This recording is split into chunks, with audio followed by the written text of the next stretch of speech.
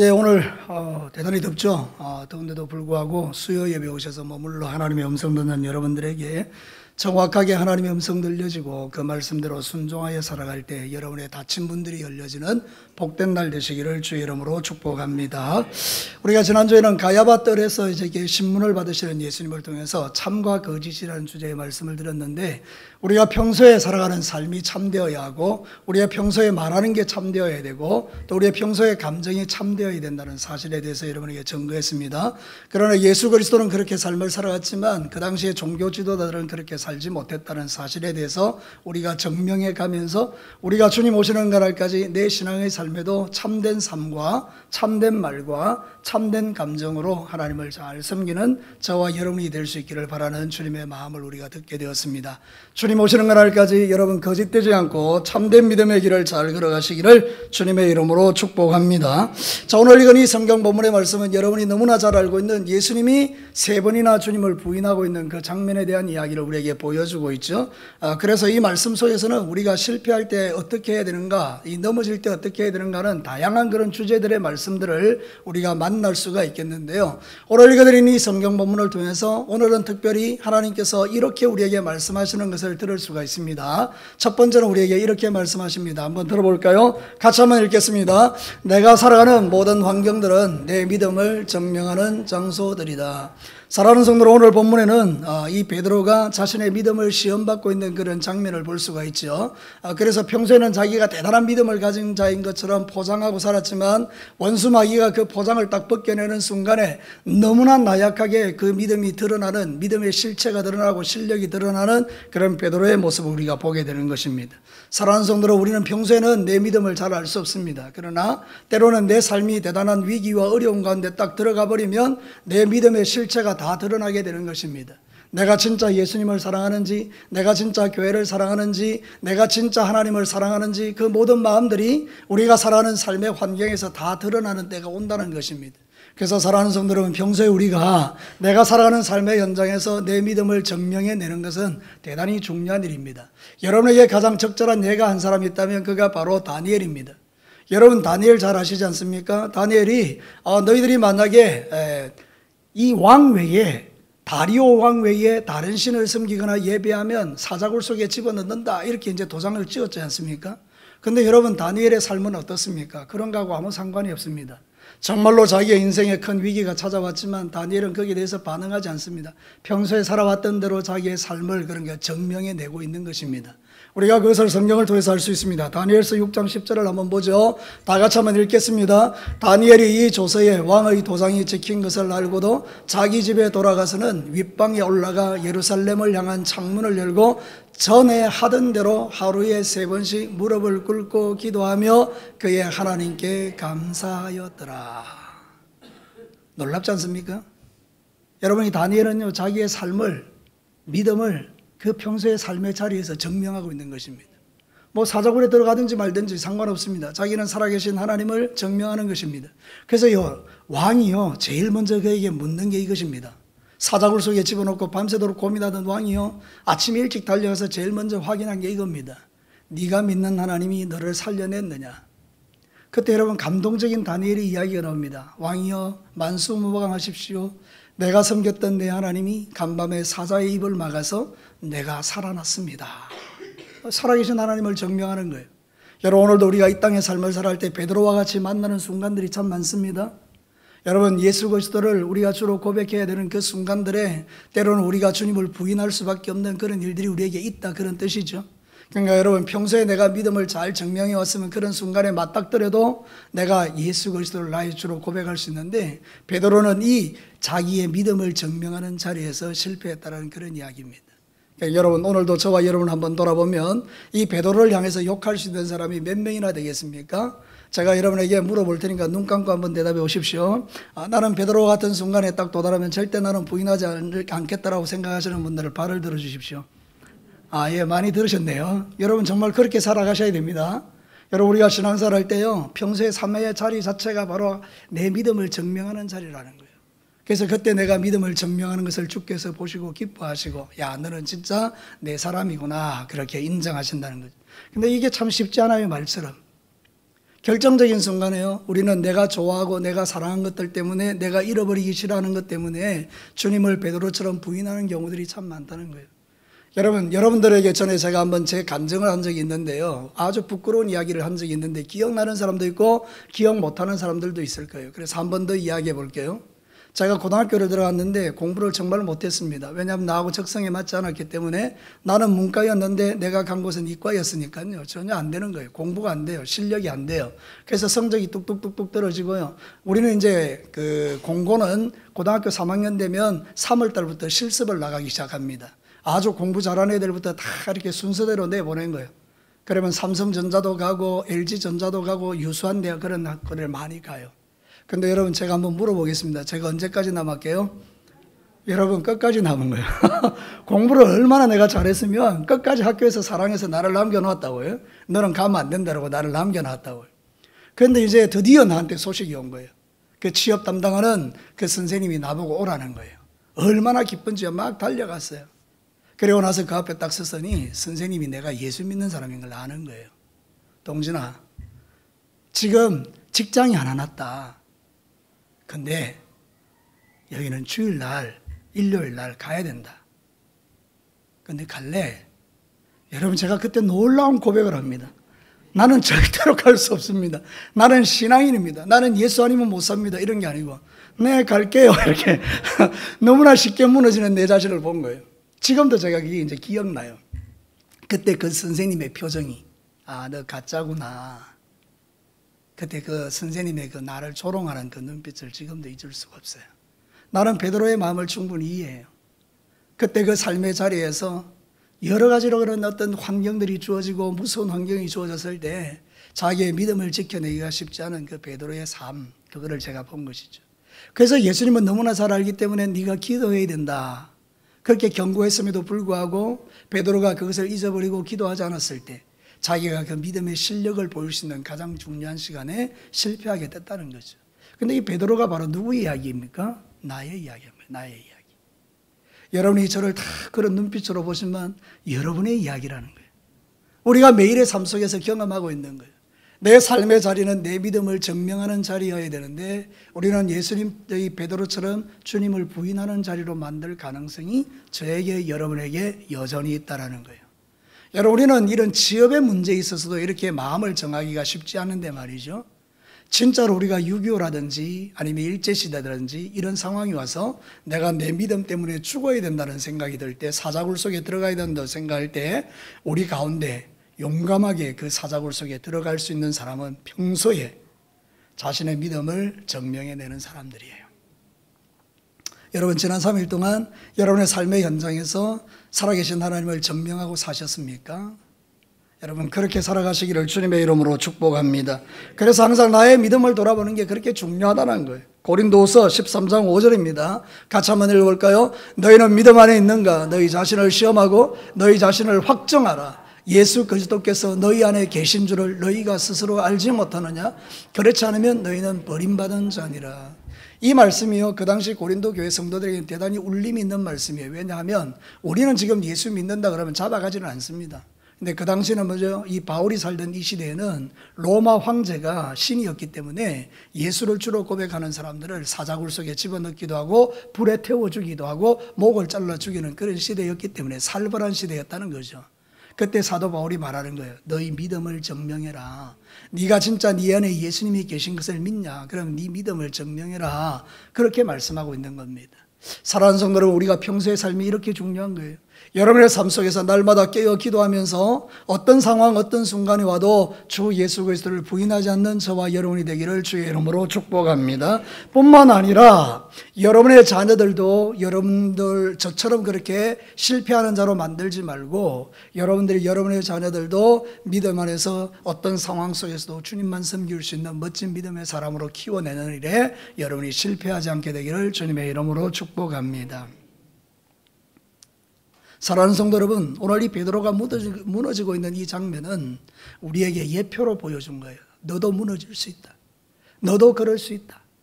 그러니까 이것이 바로 저와 여러분에게 던지는 메시지가 있는 거예요. 네 삶의 자리가 네 믿음을 증명하는 자리다. 그걸 너는 평소에 기억하고 살아라. 이 베드로가 너다. 이렇게 이야기하는 거예요. 그러니까 여러분이 믿지 않기 때문에 서로 쳐다보면서 네가 베드로다 이렇게 한번 이야기해 주셔야 돼요. 자, 준비 시작. 네, 그렇죠. 네가 베드로. 그래 우리가 교만하지 않습니다. 정신을 똑바로 차리고 하나님의 믿음의 삶을 살아가는 거예요. 항상 기억하십시오. 나도 언제든지 베드로가 될 수 있다. 어떤 베드로요? 결정적인 순간에 예수님을 부인하는 베드로가 될 수 있다는 것을 기억하고 평소의 삶 속에서 기도와 말씀으로 무장하는 것은 너무나 중요한 일이라는 것을 여러분 꼭 기억하셔야 됩니다. 날마다 여러분의 믿음을 삶으로 증명해내는 믿음의 실력자들이 되시기를 주님의 이름으로 축복합니다. 자, 두 번째 메시지를 한번 들어볼까요? 같이 한번 읽어보겠습니다. 선명한 신앙의 고백을 위해 반드시 제거되어야 하는 것은 두려움과 불신앙이다. 여러분, 오늘 본문 속에서 확인할 수 있는 것은 두려움이 얼마나 위력을 갖고 있느냐는 거예요. 두려움은 우리를 바로 불신앙으로 이끌어버리기 때문에 그렇습니다. 내 마음에 두려움이라는 감정이 딱 들어오는 순간부터 여러분들은요, 신앙이 슬슬 희미해지고 신앙에서 점점 떠나고 아니면 우리가 신앙을 버려버리는 그런 불신앙으로 나아가는 거예요. 여러분, 우리가 이 세상 삶을 살 때 우리를 사로잡는 두려움들이 참 많이 있어요. 제가 말씀을 준비하면서 나를 두렵게 하는 것은 뭘까를 생각해 봤어요. 나를 두렵게 하는 게 뭘까? 이제 저는 나이가 이제 60이 넘어가잖아요. 그죠? 근데 이제 저는 이제 70까지만 하게 될 거고요. 그리고 나면 이제 이 목회를 그만둬야 되잖아요. 그죠? 그리고 나면 이제 그 노후에 대한 이야기를 생각해야 되잖아요. 그죠? 요즘 많은 사람들이 노후에 대한 이야기를 하지 않습니까? 그건 저도 이제 생각하는 거죠. 나의 노후는 어떻게 될까? 그런 두려움들이 나한테 밀려들기 시작하면요, 하나님에 대한 믿음과 하나님에 대한 신뢰 이런 것보다는 내가 가지고 있는 재산, 내가 앞으로 해야 될 일들, 내가 앞으로 뭐 어떻게 계획하고 이런 것들이 더 크게 보이는 거예요. 그러면 하나님이 자꾸 작아지는 거 있죠. 사랑하는 성도 여러분, 나를 이 세상에 보내신 분이 누굽니까? 왜 대답을 안 합니까? 나를 보내신 분이 누굽니까? 맞습니까? 여러분을 보내신 분이 누굽니까? 그러면 하나님은 나를 어떻게 하실 것 같아요? 책임지시겠죠. 그걸로 내가 믿으면 된단 말이에요. 근데 두려움이 딱 들어오니까 이 믿음 자체가 희미해져 버리는 거예요. 그리고 인간적인 방법을 자꾸 찾아내려고 하고 그렇게 살아가더라는 거예요. 여러분, 노후에 대한 두려움들이 저한테 분명히 있어요. 그죠? 여기 젊은 사람들이 많은데 저도 여러분만 할 때는 전혀 이거 걱정 안 했습니다. 그 여러분들이 곧 닥쳐질 일들입니다. 그런데 중요한 것은 무엇인가 하면 그런 상황 속에서 이게 두려움이 찾아올 때 내가 이것을 어떻게 반응하느냐, 그게 대단히 중요하다는 거예요. 그때마다 고백하는 게 있어요. 당신은 나의 하나님이시고 당신은 나의 피난처시고 당신은 나의 산성이십니다. 그래서 제가 기도하는 게 있습니다. 정주님이 저를 책임질 수 없거든 제가 70 은퇴하고 그 다음날 죽게 해주십시오. 이러네. 너무 깨끗하잖아요. 그죠? 뭐 더 이상 고민할 것도 없고. 그러니까 여러분 생각해 보면 하나님 앞에서 이 두려움이라는 것은 신앙 자체를 무너뜨리는 강력한 사단의 힘이 있는 거예요. 그래서 베드로가 그 상황 속에 딱 들어가니까 여종, 그 비천한 여종 하나가 이야기한 거야. 너 그때 예수님하고 같이 있었지? 너도 그 도당이지? 그러니까 막 아니라고 막 손짓을 막 하는 거야. 나 아니다. 나중에는 뭐 하면서까지 아니라고 했죠? 저주하면서까지 아니라고 하잖아요. 이 두려움이 이렇게 무서운 거예요. 여러분, 이스라엘 백성들이 그 예를 우리에게 보여주죠. 청탐꾼을 보냈죠. 10명이 갔다 돌아와서 뭐라고 고백합니까? 그 땅은 좋은 땅 맞다. 그러나 우리는 거기 들어간다? 못 들어간다? 못 들어간다. 왜? 그들은 장대하고 우리는 뭐와 같다? 메뚜기 같다. 두려움이 딱 들어오는 순간요, 자신을 스스로 메뚜기로 한정시켜 버리는 거예요. 여러분, 이스라엘 백성들은 메뚜기가 아닙니다. 이스라엘 백성들은요, 그 거대한 그런 족속들을 박살낼 수 있는 하나님의 전사들인 것입니다. 그런데도요, 메뚜기라고 말해버리는 순간 진짜 메뚜기가 된 거예요. 그러니까 여러분이 믿음대로 되는 거예요. 여러분이 평소에 여러분을 생각할 때 나는 비천하고 나는 못났고 나는 아무것도 아니고 나는 메뚜기 같고 이러면 여러분 메뚜기 되는 거예요. 그런데 여러분이 생각하는 건 그게 아니다. 하나님은 우리와 함께 하시고 저들은 우리의 밥이고 우리는 저들을 정복하고 다스릴 수 있다. 우리가 이긴다. 그럼 이기는 거예요. 두려움이 딱 들어오니까 마음이 딱 잠겨버리는 거예요. 그래서 하나님은 그들에게 이렇게 말씀하십니다. 민수기 14장 22절과 23절을 같이 한번 읽어볼까요? 내 영광과 애국과 광야에서 행한 내 이적을 보고서도 이같이 10번이나 나를 시험하고 내 목소리를 청종하지 않은 그 사람들은 내가 그들의 조상들에게 맹세한 땅을 결단코 보지 못할 것이요 또 나를 멸시하는 사람은 한 사람도 그것을 보지 못하리라. 사랑하는 성도 여러분, 하나님의 기적을 보는 사람들이 있고요, 하나님의 기적을 보지 못하는 사람들이 있어요. 저와 여러분이 어떤 존재가 되어야 되는가 성경은 명확하게 가르치고 있습니다. 여러분의 마음속에 두려움이 일어날 때마다 두려움을 이겨내시기를 주의 이름으로 축복합니다. 건강에 대한 두려움, 미래에 대한 두려움, 물질에 대한 두려움, 자식에 대한 두려움, 모든 두려움들을 예수 이름으로 파쇄하시기를 바랍니다. 왜냐하면 하나님이 우리에게 주신 게 그게 아니기 때문입니다. 다시 정확하게 선포합니다. 하나님이 주신 게 아니기 때문입니다. 뭐가요? 두려움이요. 두려움은 하나님이 주신 게 아니래요. 제 이야기가 아니고 성경이 그렇게 말해요. 디모데후서 1장 7절 우리 다 같이 한번 읽어볼까요? 하나님이 우리에게 주신 것은 두려워하는 마음이 아니요 오직 능력과 사랑과 절제하는 마음이다. 오늘 이 말씀이 여러분에게 능력되기를 축복합니다. 특별히 몸이 아픈 사람들에게 이게 능력되기를 축복합니다. 물질이 없는 분들에게 그게 여러분에게 능력되기를 바라고요. 남편과 자식 때문에 근심하고 미래 때문에 염려하는 모든 분들에게 이 말씀이 여러분에게 실제가 되기를 축복합니다. 그저 우리가 외우는 말씀 정도가 아니라 살아 숨쉬어서 꿈틀거리며 내 생애를 전체 지배할 수 있는 그런 하나님의 말씀이 되어야 된다는 거예요. 그래야만 우리가 모든 싸움에서 이기고 승리할 수가 있어요. 그래서 너도 그 예수와 같이 있었구나 그래. 나 예수와 같이 있었다. 이렇게 이야기하는 거예요. 그럼 너 같이 십자가 죽어. 그럼 같이 십자가 죽죠 뭐. 그리고 같이 죽는 거죠. 사랑하는 성도 여러분, 그래서 참으로 놀라운 여러분의 신앙의 고백들을 다 가지고 힘들고 어려울 때 여러분 안에 있는 두려움과 불신앙들이 믿음으로 바뀌어지는 역사가 일어나기를 축복합니다. 사단은요, 우리가 가지고 있는 믿음과 우리가 가지고 있는 하나님을 향한 모든 것들을 빼앗아 가려고 하지만 그러나 전능하신 하나님은 그 모든 것들로부터 우리를 지켜주시는 분인 줄로 믿습니다. 그래서 여러분 기도하셔야 됩니다. 뭘 기도하셔야 합니까? 하나님 나를 이 모든 두려움으로부터 지켜주시고 모든 악한 것으로부터 나를 지켜주십시오. 그래서 여러분들 매일의 삶 속에서 영적 전쟁을 통해서 여러분의 그 귀중한 믿음들을 빼앗기지 않고 여러분이 가는 모든 곳에 하나님의 역사, 전능하신 하나님의 역사를 체험하고 경험하고 여러분의 인생 가운데 홍해가 갈라지고 그 정도의 믿음을 갖지 마시고 좀 더 크게 가져오시죠. 여러분이 홍해가 갈라지고 여리고가 와장창 무너지고 하늘에서 만나가 내리고 기적이 일어나는 역사를 경험하시기를 축복합니다. 하나님은 우리에게 두려움을 준 게 아니라고 말씀해요. 두려움은 하나님이 주지 않았어요. 우리는 믿음을 가지고 이 길을 걸어가는 거예요. 혹시 오늘 오신 분들 중에 두려움에 사로잡힌 분들이 있다면 복음이 될 것입니다. 하나님이 여러분과 함께 하십니다. 여러분이 죽는 날까지 함께 하십니다. 하나님이 여러분과 여러분의 자녀 세대를 책임져 주실 것입니다. 하나님이 이 나라 대한민국을 지켜주시고요, 이 나라를 하나님께서 적들로부터 보호해 주실 거예요. 그게 우리의 믿음입니다. 솔로몬이 성전을 지어놓고 하나님께 이런 기도했습니다. 우리가 저 멀리 외국에 나갔을 때 성전을 향해서 기도하거든 하나님 우리의 기도를 들으시고 문제를 해결해 주십시오. 그런 기도를 드리죠. 여러분이 어디에서 무엇을 하든지 간에 동일합니다. 성전이신 예수님을 붙들고 그 이름으로 기도할 때 하나님은 나에게 말할 수 없는 용기와 담대함으로 역사하실 줄로 믿습니다. 자, 마지막 세 번째 우리 보도록 하시겠습니다. 같이 한번 읽어볼까요? 실패보다 중요한 것은 실패 후의 과정이다. 사실 오늘 이 말씀이 우리에게 던지는 메시지가 여기 있죠. 여러분, 베드로가 3번 실패했습니다. 3번이나 부인했습니다. 그렇지만 여러분, 이런 부인한 이 베드로가 그 부인을 딛고 일어서서 나중에 정말 존귀한 하나님의 사람으로 세워져 가는 과정들을 우리가 잘 알고 있습니다. 여러분, 참 놀라운 거는요, 이 베드로가 예수님을 부인할 때 어떤 일이 있었는지를 누가복음이 좀 더 상세하게 기록하고 있는데요, 베드로가 예수님을 막 저주하면서 부인하는데 갑자기 닭이 꺾여하고 그래요. 그죠? 그래서 탁 눈을 들었더니 예수님이 자기를 탁 보고 있는 거예요. 그래서 예수님과 베드로의 눈이 탁 마주칩니다. 그때 예수님의 눈빛을 여러분 생각해 보셨습니까?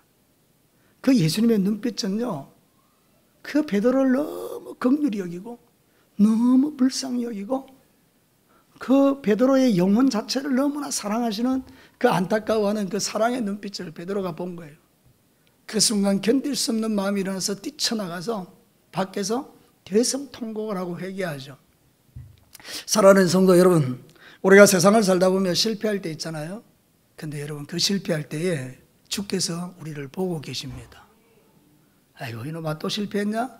너는 어째 좀 정신 좀 차려라. 어째 그럴 수 있냐? 우리는 그렇게 말할 수 있는데 우리 예수님은 그렇게 말씀하지 않습니다. 우리 예수님은 우리의 실패와 우리의 연약함과 우리의 부족함을 따뜻한 눈빛으로, 자비와 긍휼의 눈빛으로, 그래서 내가 너를 위해서 죽었잖아, 용기를 내 다시 일어서, 내가 십자가에 죽은 것은 너를 이렇게 세우기 위함이야. 그러면서 우리를 다 이렇게 세우시는 그 주님의 눈과 눈빛을 마주치게 될 때 우리는 용기를 내어서 다시 달려갈 수 있는 힘을 얻게 되는 것입니다. 전 여러분에게 한번 물어보고 싶습니다. 여러분의 눈은 지금 어디를 향하고 있습니까? 여러분의 눈이 세상을 향하고 있다면 절대 주님을 만날 수가 없어요. 주님의 눈빛을 볼 수가 없어요. 근데 여러분들이 눈을 들어서 주님을 바라보기 시작하면 그 주님과 내 눈빛이 만나면서 내 안에서 놀라운 변화가 일어나는 거예요. 그래서 하나님이 나에게 말씀하시는 대로 회개하고 새롭게 되어서 정말 멋진 인생으로 거듭나는 역사를 우리가 체험하게 되는 거예요. 우리가 요즘은요, 눈물이 사라지는 그런 시대를 만나고 있는데요. 왜 우리가 눈물이 사라지는가? 내 눈빛이요, 내 눈이 주께로 향하지 않기 때문에 우리는 자꾸 세상을 향하고 사람을 향하고 환경을 향하기 때문에 주님의 눈빛을 볼 수가 없는 거예요. 사랑하는 성도 여러분, 저와 여러분의 눈이 다시 한번 주님을 향하여 일치가 되어지고 나를 바라보시는 그 주님을 경험함으로 다시 한번 내 마음에 뜨거운 역사들이 일어나고 회개하는 역사가 일어나기를 주님의 이름으로 축복합니다. 사도행전 3장 19절을 보면 이렇게 말해요. 그러므로 너희가 회개하고 돌이켜 너희 죄 없이 함을 받으라. 이같이 하면 같이 읽어볼까요? 새롭게 되는 날이 주 앞으로부터 이를 것이다. 하나님은 언제나 동일하세요. 우리를 새롭게 하시는 분이에요. 우리가 수없이 실패하고 넘어지지만 그때그때마다 주님은 따뜻한 눈빛으로 나를 이렇게 세우시는 분이라고 믿어질 때 우리는 주님에게로 돌아갈 수가 있는 거예요. 여러분, 지금도 하나님은 두 팔 벌려 여러분을 안아주실 준비를 하고 있는 줄로 믿습니다. 그래서 여러분이 오늘도 실패하였거든, 지난 3일 동안 실패하였거든, 오늘 이 말씀을 듣고 용기를 내서 다시 그 주님의 눈빛을 바라보고 여러분의 모든 실패한 자리에서 일어나서 다시 주님을 향하여 달려가는 그런 역사가 일어나기를 축복합니다. 저도 수없이 넘어지고 수없이 자빠집니다. 수없이 실수하고 수없이 죄를 짓습니다.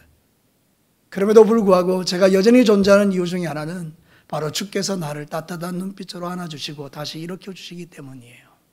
제게만 그런 것이 아니라 여러분들에게로 그렇게 하시는 거예요. 그래서 오늘 사랑하는 우리 수요 예배 오신 여러분들, 주님 오시는 그날까지 여러분이 실패한 것에 머물지 마시고 실패한 이후에 정말 멋진 과정을 통해서 회복되는 그런 은혜를 누리시기를 축복합니다. 주님을 만나면 됩니다. 주님의 눈빛과 마주치면 됩니다. 그 주님의 그 마음을 알면 된다는 거예요. 하나님은 여러분을 사랑하십니다. 예수님도 여러분을 사랑하십니다. 성령님도 여러분을 사랑하십니다. 삼위 하나님이 여러분을 사랑하십니다. 저는요, 매일 묵상을 하거든요. 매일 성경을 두고 우리 제자훈련할 때 했던 그 묵상을 매일 한다고 매일 하는데, 얼마 전에 히브리서를 가지고 묵상했어요. 그 히브리서에 보니까 놀라운 말씀이 있는 거예요. 그게 뭔가 하면요, 하나님께서 천사를 우리를 위하여 뿌리는 영으로 주셨다는 거예요. 여러분, 저는 여기 하나님의 엄청난 사랑을 발견하는 거예요. 여러분, 저와 여러분은 이미 삼위 하나님으로 충분합니다. 성부 하나님이 여러분과 함께 하십니다. 성자 예수님이 여러분과 함께 하십니다. 성령 하나님이 여러분 안에 계십니다. 그것으로 충분합니다. 그런데도요, 우리를 위하여 한 사람을 더 보내는 거예요. 그게 누구라고요? 천사를 보내는 거예요. 천사를 부리는 영으로 보내서 우리를 돕고 있다는 거예요. 여러분, 우리는요, 진짜 대단한 하나님의 은혜를 입은 사람이에요. 여러분의 곁에 하나님이 보낸 천사가 여러분과 늘 동행해 주기 때문에 우리가 세상을 살아가면서 힘이 나는 거예요. 여러분, 이걸 믿게 되기를 축복합니다. 여러분들이 신앙생활 하실 때 이런 은혜를 누리게 되면요, 용기가 생겨요. 용기가. 하나님께서 이렇게까지 나를 배려하시는데 내가 뭘 두려워해. 그러면서 다 일어설 수가 있는 거예요.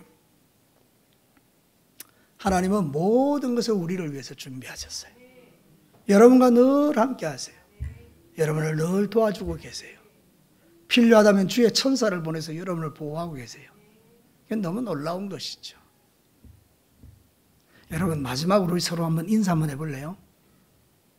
놀라지 마십시오. 당신 옆에는 천사가 있습니다. 이렇게 한번 해보실래요?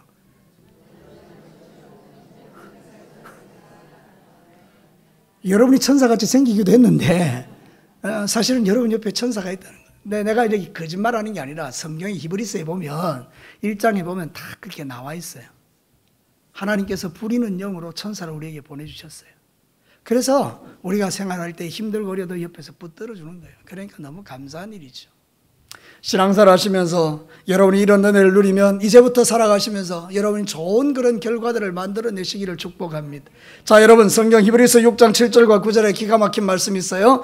땅이, 그러니까 내가 이제 땅이라는 거예요. 땅이 그 위에 자주 내리는 비, 하나님의 은혜를 흡수해서 밭가는 자들이 쓰기에 합당한 채소를 내면 하나님께 뭐를 받고? 복을 받습니다. 그런데 만일 가시와 엉겅퀴를 내면 버림을 당하고 저주함에 가까워 그 마지막은 불사람이 되리라.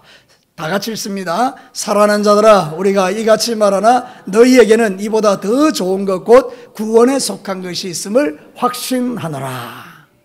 걱정하지 말라는 거예요. 나는 주님이 땅인데 거기에 은혜를 부어주셔서 내게서 참 좋은 열매를 나게 하셔서 하나님을 기쁘시게 하는 그런 존재가 되어 하나님이 복 주시는 인생이라는 거예요. 그러니까 여러분들 걱정하지 말고 이 좋은 구원을 받은 우리가 주님 오시는 그날까지 이제 여러분 넘어지고 자빠질 때마다 낙심하지 말고 일어서셔서 주님과 눈과 눈을 마주치시고 회개하시고 마음을 새롭게 하여 변화를 받아서 하나님의 기뻐하시고 온전한 뜻이 무엇인지를 분별하면서 이 마지막 시대를 승리하며 살아가시기를 주님의 이름으로 축복합니다. 자, 오늘 말씀을 통해서 하나님 우리에게 들려주는 몇 가지 메시지를 보았습니다. 베드로의 부인을 통해서 우리의 평소의 삶의 자리가 내 믿음을 증명하는 자리라면 평소에 기도와 말씀으로 무장되어 있을 때 우리는 다니엘처럼 사자굴 앞에서도 믿음을 지키고 하루에 3번씩 기도할 수 있는 그런 담대한 사람이 된다는 거예요. 뿐만 아니라 여러분들이요, 제거해야 되는 게 있다면 그거는 바로 두려움과 불신앙이라는 거예요. 그래서 하나님 앞에 믿음으로 모든 걸 바꿔내는 거예요. 그리고 나서 여러분들이 넘어졌잖아요. 그럼 하나님께서 여러분을 반드시 일으켜 주실 거라는 그 회복의 메시지를 붙들고 주님의 눈을 마주치면서 여러분의 인생을 다시 일으키셔서 주님 오시는 것을 달려가는 인생들하고 성경은 우리에게 가르치는 것입니다. 베드로의 실패가 여기서 끝나버렸으면 우리도 소망 없습니다. 그러나 하나님이 베드로를 일으켜서 위대한 사도로 만들어내시는 걸 잘 아시잖아요. 그러니까 여러분들 오늘도 신앙생활 하실 때 지난 3일 동안 어떻게 살았는지 모르겠지만 남아있는 3일 동안은 여러분의 삶의 현장에서 믿음도 증명하시고 승리하시고 일어서시고 통회하시고 자복하시고 하나님 앞에 멋진 인생으로 거듭나셔서 가는 곳곳마다 주의 영광 드러내는 하나님의 전사들이 되시기를 주님의 이름으로 축복합니다. 우리 다 같이 한번 기도할까요?